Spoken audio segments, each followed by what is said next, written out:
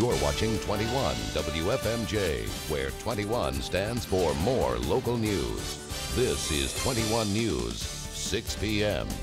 A member of the greatest generation is back home in the Valley tonight after a special trip to the nation's capital to visit the World War II Memorial. Like it or not, the shale boom is picking up steam. We have a look tonight at how it's changing the landscape around the valley.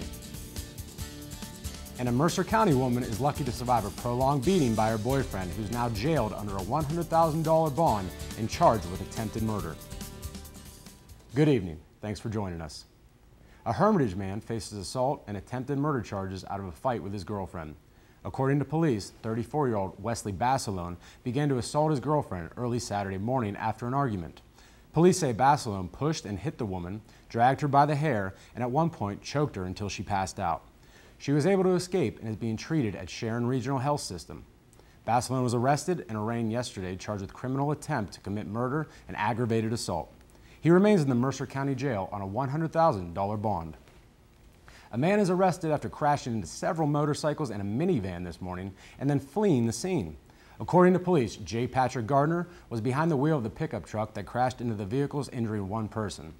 Police caught up with Gardner and when speaking to him smelled alcohol on his breath and was slurring his words. Gardner was taken to St. Elizabeth's Hospital and was charged with OVI and failure to control. As property is leased, some landowners cash checks and protests over fracking continue. We decided to take a look at the landscape and the shale boom and how it's changed over the years. 21 News reporter Janet Rogers finds out. The landscape is changing around Ohio and our region surrounding the shale industry. Dr. Jeffrey Dick, the chairman of the Department of Geological and Environmental Sciences at YSU, tells us there are signs that development of infrastructure is taking place. The fact that the large major companies like BP and Exxon are in the area, Chevron, Shell, but also the pipeline companies and their plans to put in pipelines and processing plants, that's very telling. They wouldn't be investing in that kind of infrastructure if they didn't think the long-term fluids to produce weren't there. He believes there will be a slowdown in the leasing of land, but an increase in other areas of development. But you're going to see a major uptick in the amount of drilling. There's currently 40 drilling rigs in Ohio.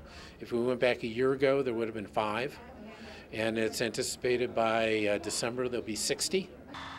He explains companies are getting better at drilling in the Utica Shale, adding wells that took 2 months to drill now take 3 or 4 weeks. There are also plans to break ground on a facility in Mahoning County. There'll be a gas processing plant to separate the liquid components from the natural gas and get them off the market. They plan to break ground on that early 2013. Dr. Jeffrey Dick, who is also the director of Natural Gas and Water Resource Institute, says a very important area of research is how to handle the waste stream that comes from the wells, since each well produces about 1 million gallons of brine and flowback. With more local news, I'm Janet Rogers. Ohio transportation officials say a new pilot program will use signs that reduce speed limits in some parts of construction zones while allowing traffic to travel at normal speeds elsewhere in those areas. The Department of Transportation says the variable speed limit program is meant to help protect workers and travelers while reducing congestion and crashes.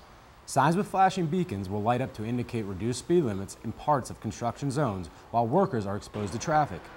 When workers are gone, the beacons will turn off. The signs will be tested and then the program is planned to go statewide next year.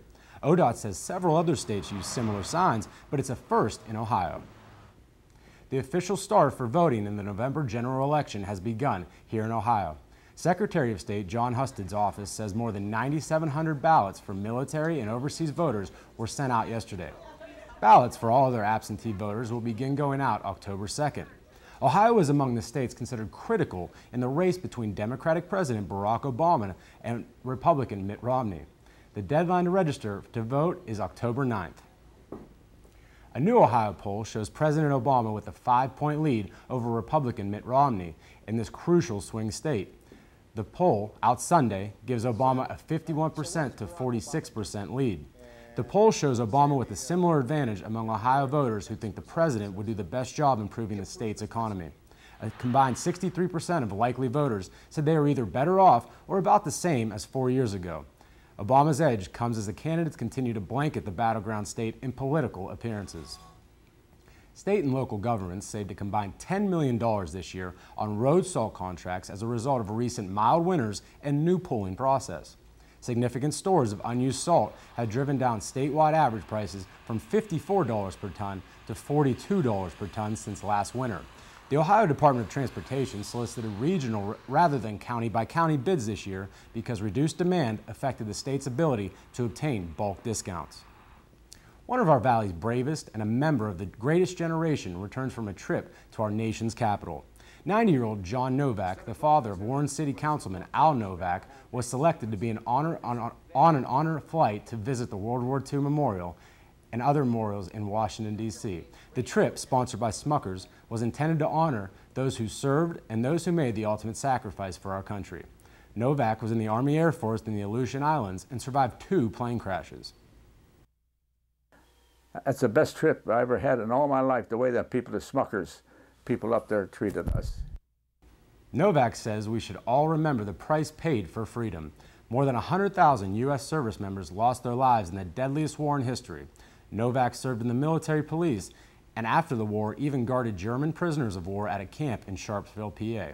Novak says his knees bother him now at age 90, so he can only walk a mile each day to stay in shape.